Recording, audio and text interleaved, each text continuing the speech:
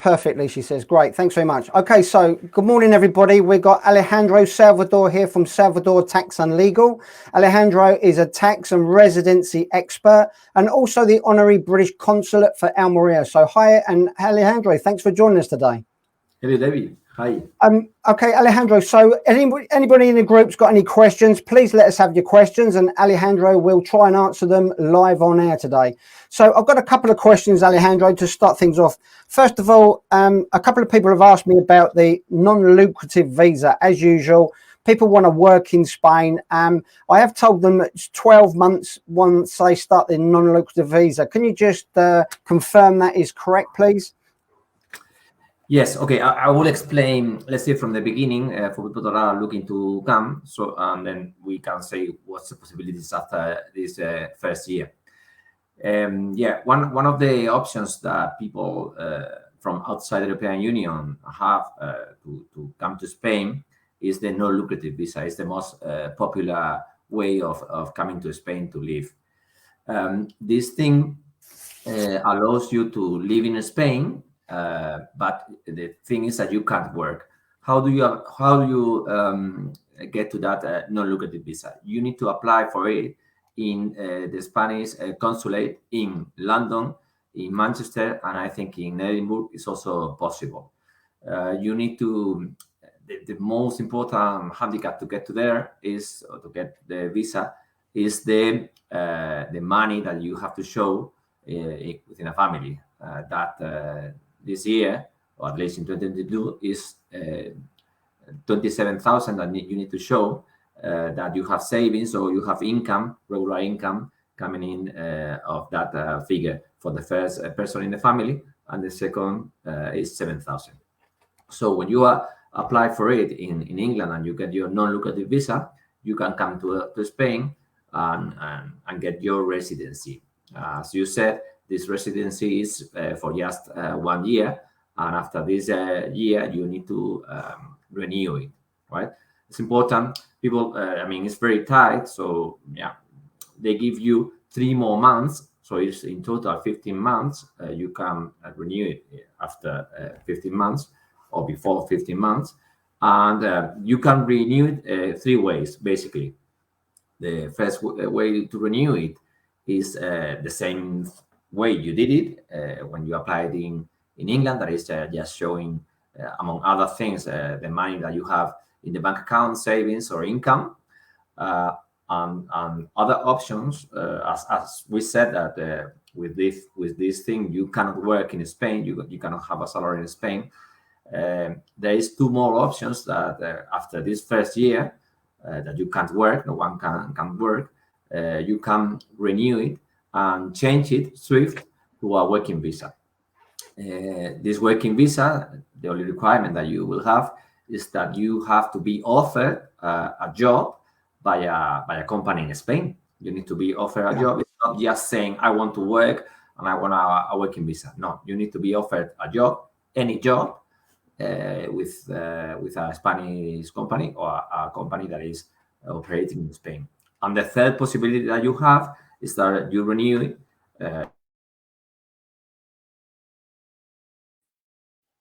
business in Spain, and they just have to give the okay. Normally, it's not complicated. It's that you don't need to do anything special or hiring people or anything like that. It's just a normal business, and they normally will approve the possibility of that you start from the second year with this new residency based on your self-employed activity. So you've told me that you've had quite a few people that have actually been, the 12 months has gone past now, and they've renewed and they've gone through it quite quickly with hardly any problems. Is that correct? Yeah, we've done these 3 ways. We've done it. We've done normal people that they want to renew because they are retired. They just want to continue as they applied. That this second renew is not for 1 year; it's for 2 years.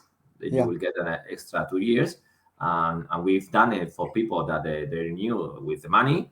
We've done it for people with businesses that they wanted to start the business, and we've done it for people that are going to work.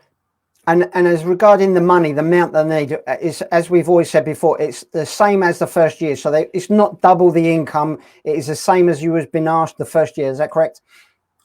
Well, we must say that this is just in Almeria, the province where we are based. If you want to apply and show the money in other provinces, what I know until now is that you have to show 2 years. In Malaga, for example, is very popular, and Alicante, for British, for example, they are asking 2 years proof of income. Yeah, yeah. Okay. We've had a question from Jane about the nomad visa. So if we can talk a little bit about the nomad visa. Now, we were one of the first to talk about this, and very big thanks to you for letting us know about this last week. This is actually live now. The nomad visa is available. So can you just tell us a little bit about the conditions that you know so far? Well, yes. I must say first that it's not yet in place that you can go and ask for it, because what we not have now is that finally the law is approved, and they need to prepare all the admin things at the consulates and embassies, so you can apply for it, because they are not prepared for that. I think it should be probably January, something like that, when everything is going to be available to apply for it. But what we know already is the conditions, and I must say there is, let's say, very soft conditions if you compare with other possibilities that to come to Spain to live. The nomad visa, what the government is trying is to bring people to live in Spain and work from Spain. This will be given to those that can work remote, right? So the first condition is that you are going to will be allowed to work in remote. What are the conditions? Well, you need to prove that the company that you are working for has been in the market or operating more than 1 year. You will need to prove that you have been working for this company at least for 3 months, right? And that your job, your role, can be fully done by internet, right? It's just fully remote. You can work fully remote. Yeah, that's right. I mean, I think this will be enough with a letter from your employer saying that. It's not such a big deal. I just want to say that I said in the group, I did say you have to be working for a company outside Spain for 1 year, but it's actually 3 months. Is that correct? Minimum 3 months. Yes. What you said about the 1 year is that the company must be created and operating more than 1 year. And this is done for people not to create a company and then employ yourself and everything at the same time and apply for the nomad visa. But it's just a requirement. I've got a question. A quick question as well from Jane. She said, can you be employed by your own limited company? I would say so. Yeah. I don't see there is any issue. The only requirement is that the company should be at least 1 year. And there is possibility for those that are self-employed, that are not working for a company, that are self-employed in UK or anywhere else, that they, with the same requirements, they could come and continue working with for that companies. You just need to prove that you've been working with a contract, not an employment contract. It should be like a company's contract where you are working for this company more than 3 months, and they will let you. I mean, you can also invoice or work for Spanish companies with a maximum of 30% of your turnover. If you are self-employed, of course. Yeah. So on the nomad visa, then they will be classed as a non-resident in Spain. Is that correct? Yeah. Well, you will get initially. You could get a 1 year visa, and if you are here and the conditions are still the same, you can renew it for 2 extra years. And I think then you could get it for another 2 years, so in total 5 and maybe more. But in these conditions, you first apply for 1 year and then for 2 years more. The good thing, I would say very, very, very good thing, is that for people that are getting let's say, good income, or not very good income. We will be talking about maybe 40,000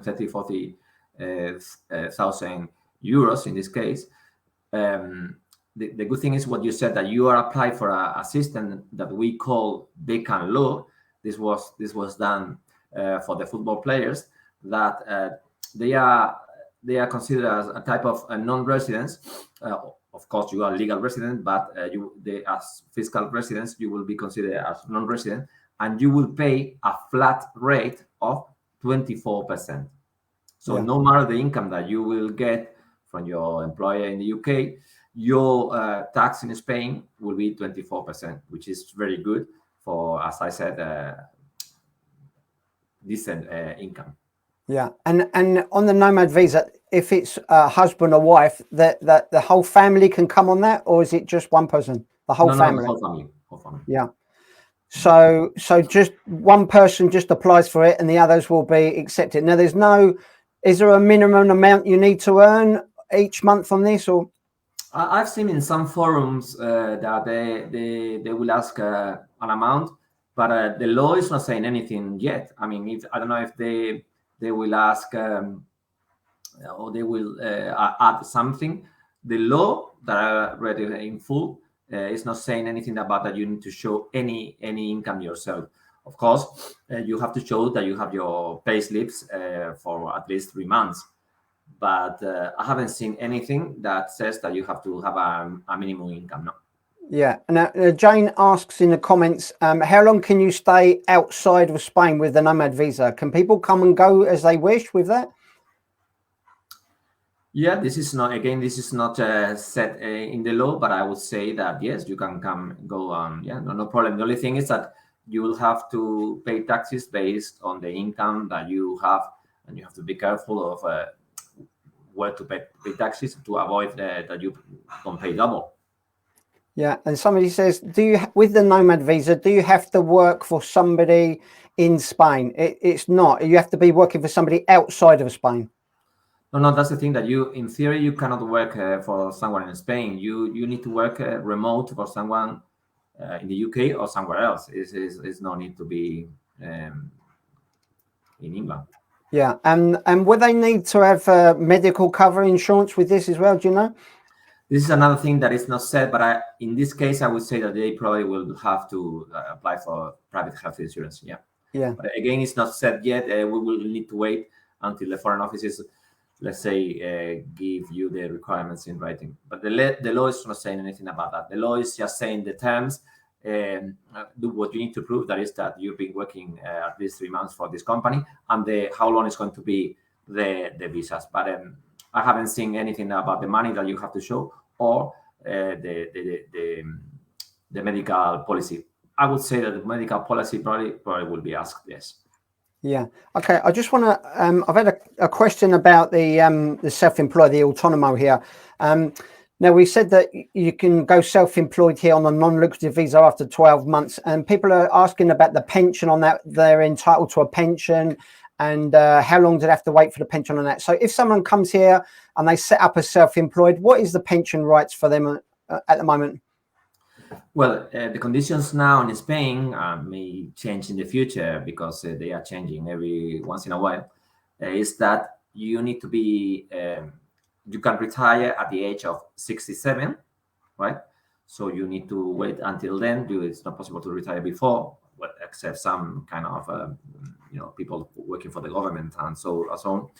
But for normal people, they need to wait until 67, and you have to have at least 20 years of payments in Spain.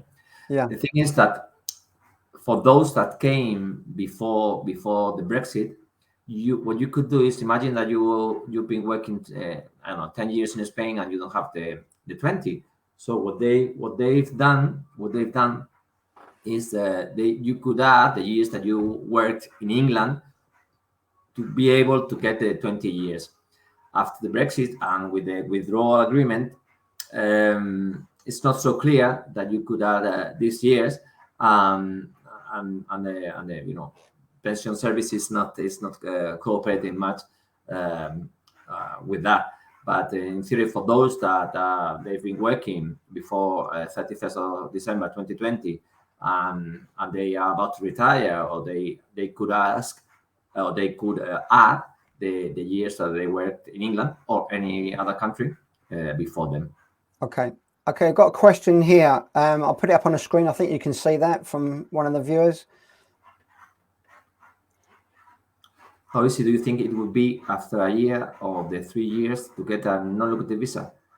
But they mean after if you get the nomad visa, or I presume they mean if they get the the nomad visa, if they get the nomad visa, will they be able to change to get the non-lucrative visa? Or they still have to go through the same procedures, I presume, for the non-lucrative visa, no? Yeah. What they are saying is that you get initially 1 year, then you can extend it for another 2 years, so it will be total 3, and then another 2 they will give you. So in total it's 5. When you are 5 years in Spain with a residency, you are considered like a permanent resident. And I think that after that, it will be easier to stay in Spain if you want. You will not need to change to a non-lucrative visa. You will probably get the residency, the permanent residency. Okay. Also, I've got a question I'm going to put up in a second, but this is a question that I get asked a lot from people that are British people, mostly, that are selling their property in the UK and want to move here next year, straight after Christmas. They're thinking of coming here, selling their property. Some people have sold and they're worried about the tax. So there's a question here we'll put up from a user about the capital gains tax. If you can see that, maybe we can answer it and just talk a little bit about, there is a good time and a bad time to sell, which we've talked about before. So can you just go over that? Yeah, sure. And this is very important. And when we have meetings with people that are looking to come to Spain, I put a lot of effort to try to explain and that they understand how it works. Well, the first thing that you need to know is that in Spain, we work with the calendar year. Our fiscal year is exactly the same as the calendar year. So it goes from January the 1st, until December the 31st. So if anyone stays in Spain, lives in Spain for more than 6 months in this calendar year, 193 days, you become automatically, or you are entitled to be fiscal resident in Spain. When you are fiscal resident in Spain, this means that you have to pay for all your income worldwide, including capital gains. Yeah. So you have to be very careful if you are selling your property, if you want to make cash your pension fund, if you want to make cash or funds that you may have, selling of shares, because for some reasons in the UK, you will not pay any tax. For example, if you sell your main house in England, you will not pay any capital gains. But if you sell your property in England, in the moment you are fiscal resident in Spain, you are in trouble, because you could be considered, well, you will have to pay taxes in Spain. This is very easy to avoid, and I will tell people to check the dates. So, for example, let's make some example. Now we are at the end of 2022, so it could be gone. But imagine that you are looking to come in 2023. So what you need to do, imagine that you want to sell your house in 2023. So you can sell your house in any month in 2023. For example, we sell it in April. If you sell your house, you need to wait until the end of June, beginning of July. I would wait a bit longer to make things easier. Sorry, to come to Spain to live. Why? Because if you come after the 30th of June of 2023, you will be living in Spain less than 6 months. And I said that if you live in Spain less than 6 months, you are not a fiscal resident. So in 2023, you will not be considered as fiscal resident, and you will avoid to pay capital gains in Spain for the house that you are selling. If you sell your house in July and you come in October, much better, because you are again coming and selling your property after this first 6 months.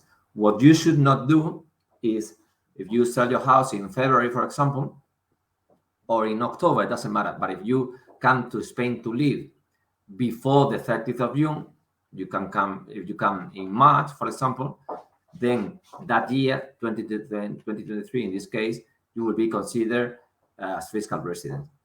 And anything that happens within this year, 2023, you will have to declare in Spain. So very, very careful of when you sell your house, your funds, your pension pots, anything like that. You have to do it before you become fiscal resident in Spain. Yeah, and we're talking about quite a lot of money. This could be quite a lot of money you have to pay tax on this as well, isn't it? Yeah, I mean, it could be between 19 and 27% on the profit. Yeah. So it's going to be money, and so easy to avoid. It's just putting the time frames very good. Yeah, so it's something you need to get professional advice from, like yourself. I did hear somebody, unfortunately, in Alicante that did this. They just sold their property, and I think they had a tax bill of about 15 or 16,000 euros tax bill on top. You know, so they could have avoided that if they'd done it in the right time period. Yeah. I must say that we receive people in our office that they are in trouble because they've done what they shouldn't do. That is that they sell and come to Spain in the same fiscal year, and when they are considered fiscal residents. So the advice that we can give is you need to declare that. That's not other option, because if they catch you, you will be in more trouble. Yeah. Okay. So I mean, really, the most question, a lot of people are talking about the work. You know, they want to work in Spain and that, and that's one of the things that they're really concerned about, getting work here in Spain. So, you know, what sort of advice would you? Is it the best way to go? Is the non-lucrative visa? The nomad visa is really quite targeted at people that are going to be working online, isn't it? So probably the best way to work here is through the nomad visa. Do you agree on that one? Well, I would say that depending on what you are looking to do, is if you want to work, I don't know, in a shop in Spain, then what you would need to do is you will need to apply for the non-lucrative visa, stay 1 year without working, and then from the second year you can apply for a renewal and exchange to a working visa. If you want to continue working for a foreign company, for your company in the UK, because you can do everything online, the best is to apply for the non-lucrative visa, that it will be in place, let's say, in 1 month or maybe a little bit more, because this is going to be the easiest way to come to Spain and to continue working for your UK company. Right. Okay. There's a text question for you. Can you see that one? We arrived in Spain in October on a non-lucrative visa and have our TDA appointment. At what point do we move over to paying taxes on the Spanish system? Yeah. It links with what we've been talking. They did it very well because they are arriving in October. So in 2022, if it's October 2022, they are not fiscal residents in Spain because they came, let's say, in the second semester of 2022. So they will become fiscal residents in Spain from the 1st of January 2023, right? So the next, the first tax return, it will be for 2023 from January up to December, and in that tax return, they will have to include all the income worldwide. I will also add something here. We receive in our office many people. It's coming lower people every time because people are more instructed, but there's people still that because they are paying taxes in the UK, or they are withhold the tax on their pensions in the UK, they think this is correct. And I must say that in the moment you become fiscal resident in Spain, in this case, in the case of this user, is going to be the 1st of January 2023. From that year, you should not pay any tax in England or anywhere else. Why? Because the first law or what the double treaty agreement that we have with the UK and with any other country says that you have to pay, with some exceptions, but the basic rule is that you have to pay taxes in the place where you live, not in the place where you are getting the, let's say, the pension or the salary or something like that. Yeah. Okay. We've got a question here. I think it's a question. Wife is working 20 years. As far as self-employed, is there an amount of time that you need to put in, or is it just the years you're self-employed? How does that work if they're not working many hours as self-employed? No, the only thing is that in Spain, your pension is based on the income, on the salary that you have. The more income or the more hours that you are working, the more salary that you are getting. And if there's the same person working 3 hours a day is not going to get the same as the person that is working full time 8 hours a day.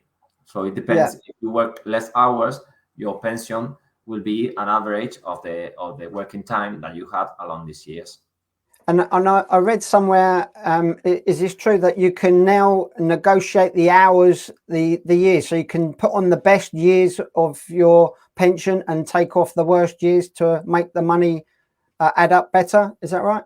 Yeah, well, this is something that is on a study right now.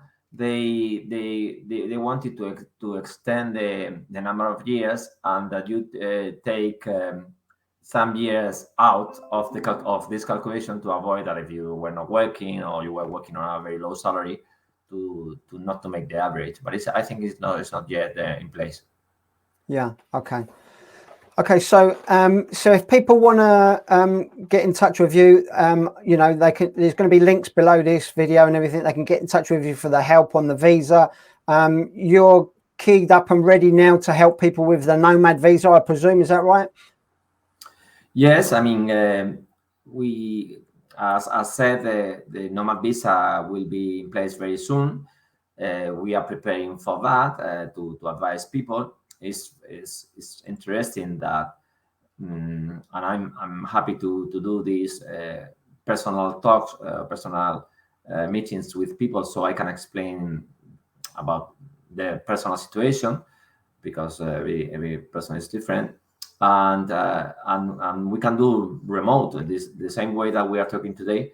I do with many people that are still in England, and they are looking to come to live here. And it's good that they prepare. No, it's not just the where you go, the house that you are buying, or other things, because you could get surprises in taxes if you don't do your homework and understand more or less the system. Okay, another question for you there, just come in. If we have savings in our English bank account and move this to our Spanish bank account, would this be classed as income, and would we have to pay it? Well, this is a question that I'm very frequently asked, and the answer is anything that you earned before you became fiscal resident in Spain is yours, and it won't pay any tax in Spain. So no matter that you have 1 million, 3 million in your bank account, in deposits, in funds, that you will just pay from the day you become fiscal resident on the profit that this money is making. For example, you have a deposit, and now the interest rate is getting a bit higher, that with 3 million euros that you are getting from that a small interest, you will have to include in your tax return just the interest that you are getting every year, nothing to do with the money that you had before. So it's very important that people understand that anything that you earned before and paid taxes in your country of origin will not be taxed in Spain. It's just, let's say, the profit you are making with these assets. The same as a house. With a house, of course, you cannot tax again. So if you rent it, for example, you will have to declare also in Spain, the same as in England, and you just will be paying taxes on the profit, but nothing to do with what it was before. It was yours before. Okay, somebody coming here to Spain in March. Can you answer this question for them? Good morning. We are moving to Spain March next year. So yes, we will be fiscal resident and will declare our pension for tax reasons. Do we still declare the house sale money from UK, which was sold in February 2022? No, that's the best. What you've done, you sold in February 2022. That belongs to the fiscal year of 2022, and you are coming in March 2023. So anything that happens in 2022 or before belong to the place where you were fiscal resident before. Anything that happens from the 1st of January 2023 will be taxed in Spain. They did very well. That's how it should be. Good. I've done it the correct way. Okay, another question for you. I'm looking to sell my house in Spain. It's my one and only property. What taxes would I pay? I'm 74, widow, and a small pension. Been here 16 years. Okay, yeah. I have good news for you. The thing is, when you are fiscal resident in Spain and you sell your main home, the house that you've been living in at least for 3 years, and you are over 65, as this is the case, you will not pay any capital gains on the profit you are making, right? I will say again, when you sell your main home in Spain and you've been declaring that main home in your tax return as resident in the last 3 years, and if you are over 65, you won't pay any capital gains. Good news there then. Yeah. Especially with this lady or this gentleman that he bought the house 16 years ago, he's probably making a profit on that house. So if he is making any profit, he will not pay any taxes. No tax. We all like that. We like that answer. No tax. Yeah. Okay, I have another one. Of those.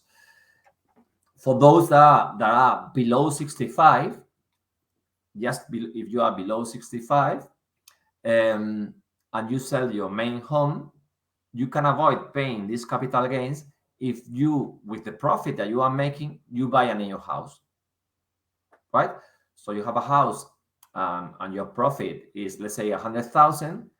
If you invest a minimum of this 100,000 in a new house, then you will not pay also capital gains. But you need to invest. It's not the same case as the previous one, that just because you are 65 or over 65, you will not pay any taxes. This is for people that are below 65. Okay, and Andrew Bell's got a question on capital gains tax as well, while we're still on the question of capital gains tax. Well, this is hi David, Alejandro. Just checking on the capital gains tax rules that this not apply to main resident as is selling main property in the UK and then reinvesting in Spain the same year, even if this is in the first 6 months of the fiscal year. Well, this is I would say difficult one, not because of the question, is because it's not so clear. You are selling your what this Andrew is asking is that if you sell your main home in England and you make a profit and you come to Spain and you invest in a new house and invest the profit, if this is subject to capital gains in Spain. I would say that you have to be very, very careful with that, because Spanish tax office, I had a couple of cases that they didn't accept that, because they consider that you need to prove that this is your main home, you need to prove the profit that you're making, and they are not very happy if the house is not in Spain. What applies to what I said before about if you are over 65 or you invest is through Spanish properties. So I would be very careful, and if you could avoid trying to apply this system, I think it should be better, because you could be in trouble, and when they got you, and they are not going to let you go. So it would be much better, in my opinion, although you can try and apply, to wait these months, as we said, that you should avoid. because this is a risky one. I've read some not court cases, but some directives that says that if you sell your main house in Spain and you go to another country and you invest the profit, they are accepting. But I'm not sure of the other way around. Yeah. Okay. And I just Andrew says that the house was purchased in 1999. That was from the same person. Yeah. Yeah. I mean, that's the thing, that you could prove that it's your main house, but depending on who you find at the tax office, maybe you will win at the end, but it will be a nightmare, because you have to pay the capital gains, and then you will have to go to the court and so on. So if you could try to, Andrew, if you could try to avoid that, I think it is much better. Okay. But if you can't, you can try to apply and see what happens. Nomad visa question for you. If I have a nomad visa and we move out to Spain on that, and my husband would have been working in the UK, would any income here need to be declared for tax if we move before end of June? Yes. When you come to Spain to live, as I said, if you come to Spain to live and you are considered, because you stay in one calendar year more than 6 months, any income should be declared in Spain. Well, the exception could be that your husband is going to work often back to England, and he is like going to an office. If he's also working remote or with the phone or the way but he's based in Spain, I'm afraid that he should be paying taxes in Spain. And I would say something else. And I have many cases like that. People say, okay, I come to work to Spain, or I want to come to Spain, and my company says that they need to withhold the pay as you earn tax still in my payslip.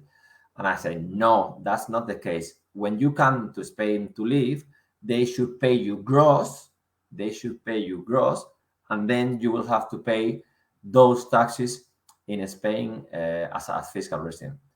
I have conflicts with other accountants in the UK about that, but at the end of the day, they give me reason, because they ask the HMRC, and they accept what I'm telling, because what we can't do in Spain is take in account the tax that you pay in England on a salary.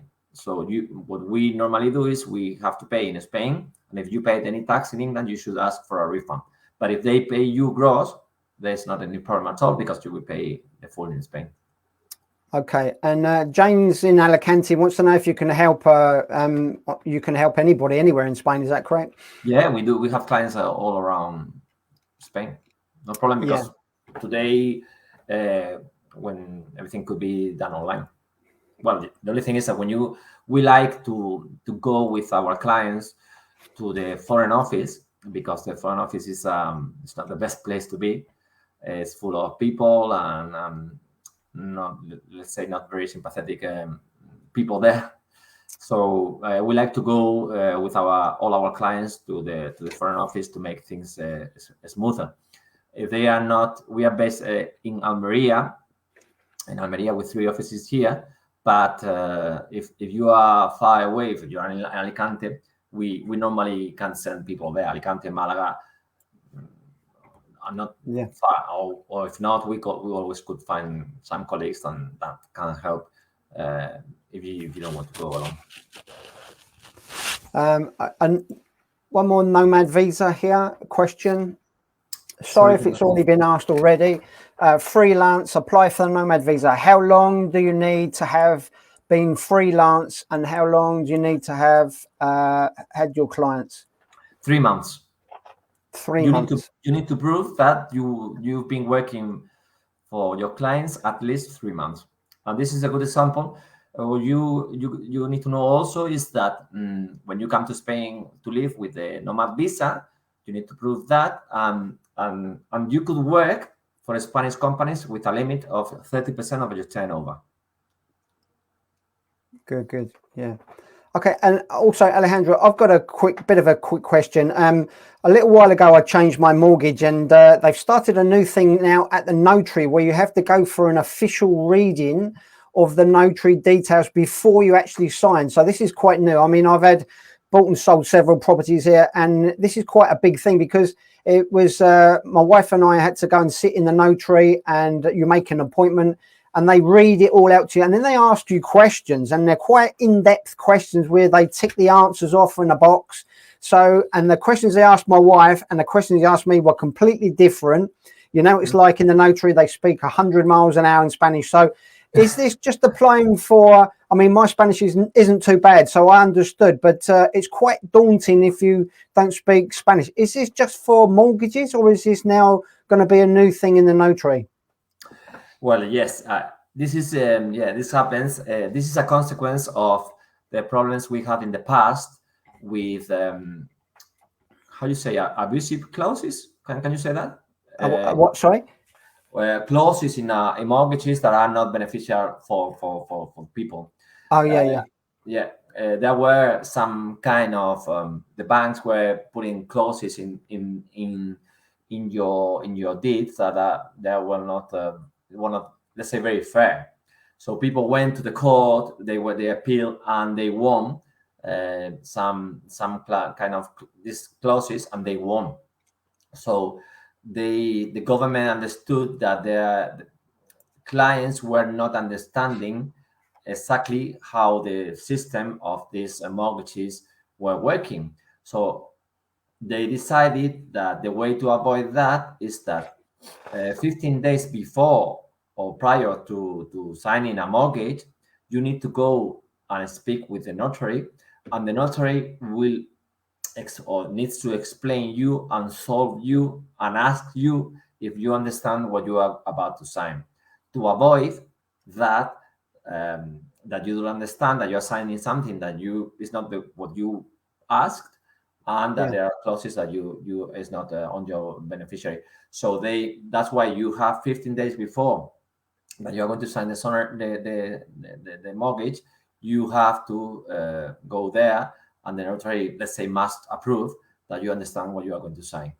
Yeah, and apparently I spoke to the notary about this, and she was telling me that it's not just the British people, this is for everybody, because the mortgage companies, the banks, they're saying that people further on down the line are not understanding what was said to them. You know, I mean, it is a bit technical if you're not into it, you know, but and something to remember here is that I try and tell my followers that, you know, if you don't speak very good Spanish and understand the technical terms, you will need to take somebody that speaks with you and translates for you, because they do ask you specific questions and there's yes and no answers. So if you answer yes when it should be no, they understand that you don't understand. So this could be a problem. And I had to think a little bit about some of the questions because the answers were different to what they were asking my wife. So yeah, a bit of a shock. It was a little bit of a trick questions and that, you know. So yeah, it's a new thing, and if you don't understand this at the notary, make sure you take somebody with you that understands. Yeah, well, I need to add to that we in our company, we have our legal department that we do conveyance process. We help our clients to go along the process of purchasing the property. And part of our role is for those that are asking a mortgage to buy that property. Part of the money, we will be with them, helping them to understand, first to translate these things, and second to, if they don't understand anything, to get that with the notary to explain how it works. So yes, I mean, this service is provided by our company, or I think any legal advisor, any lawyer would help people to do this thing, to do at the notary. But this is just if you are buying. I mean, this thing that you said about the mortgage is just if you are getting a mortgage. If you are buying with cash, you will not go along this process that you said. Yeah. Okay. So if anybody wants to contact you, the contact details there also be in a link below this. And if people want to speak to you privately, you can do a video conference like we're doing here, but complete privacy. So if people want to do that as well, is that correct? Yeah, that's what we do, and I like to do that a lot because we avoid that people make mistakes, and these mistakes can cost a lot of money. So it's just yeah, and they can contact us in the email that you are showing there, and we can organize. Now it's not very good times because it's Christmas time, but we can find some time to work to speak together in half an hour is done, or 45 minutes, and they normally people explain me their cases if it's a special case, and I can solve it. If it's something that we talk today, they can see any of the videos that we've done.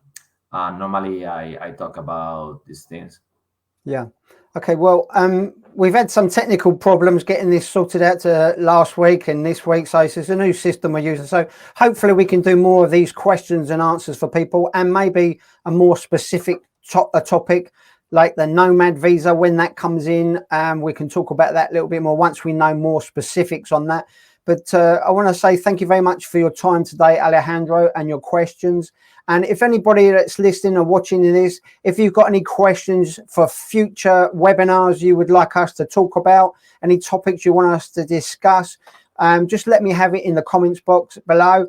And we'll arrange with Alejandro to do this in the near future, hopefully in the new year, with some new information. And hopefully you'll be able to tell us some new information about the driving licenses.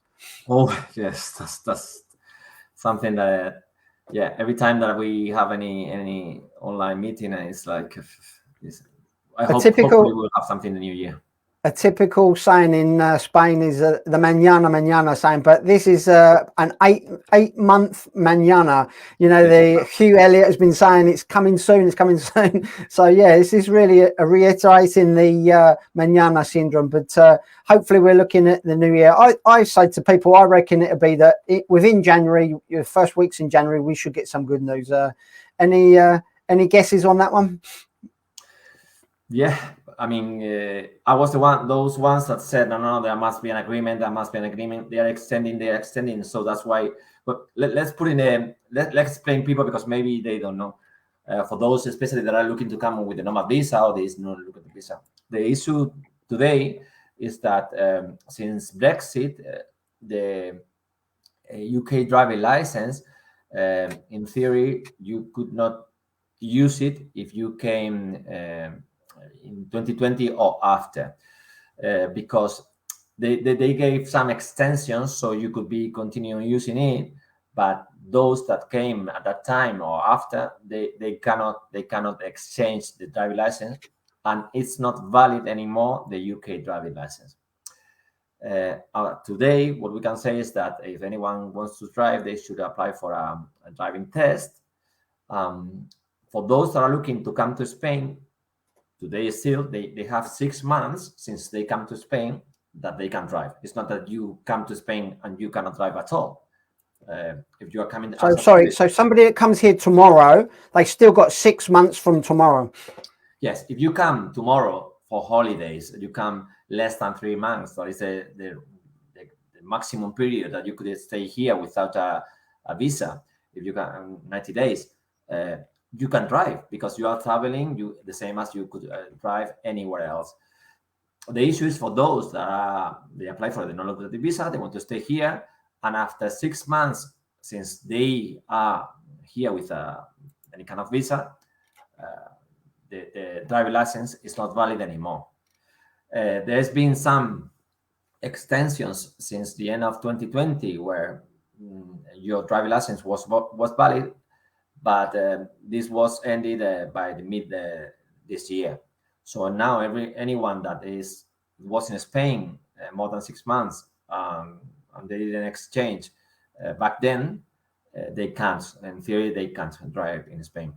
And I'm still saying that because of these extensions and because of what Hugh Elliott is saying and the embassy is saying, they say that there are still negotiations that are what I read is that they are done, but we are just waiting for the final release of how you can extend.